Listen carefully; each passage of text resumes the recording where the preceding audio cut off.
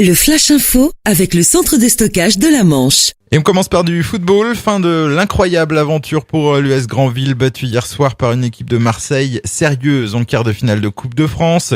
Les Manchois ont été au rendez-vous, notamment en deuxième période, mais n'ont pas pu marquer. Ils s'inclinent sur la plus petite des marges, 1-0, but de Batshuayi, donc pour l'OM à la 50e minute.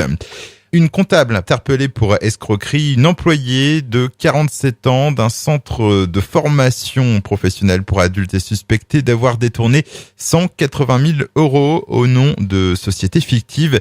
Elle aurait émise 72 factures ainsi que des plaintes de carburant pour son compte personnel. Elle a été remise en liberté dans l'attente de son jugement.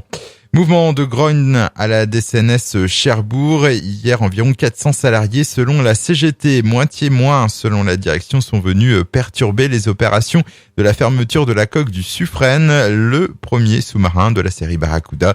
Un mouvement qui fait suite à celui de la semaine dernière, déjà à l'initiative de la CGT. Les salariés s'étaient rassemblés à l'occasion de la réunion à Paris du comité central d'entreprise de DCNS.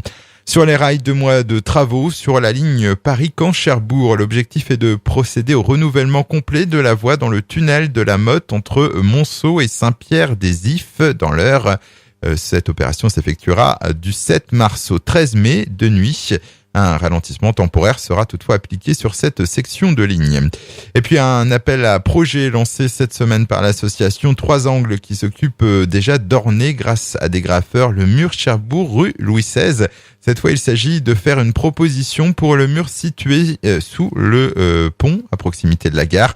Un thème toutefois, le Tour de France à vélo, puisque le 3 juillet prochain, le peloton passera devant l'œuvre qui sera retenue. Le Flash Info vous a été présenté par Landra, centre de stockage de la Manche à Digueulville. Pour en savoir plus et visiter notre centre, 0810 120 172, coup d'un appel local.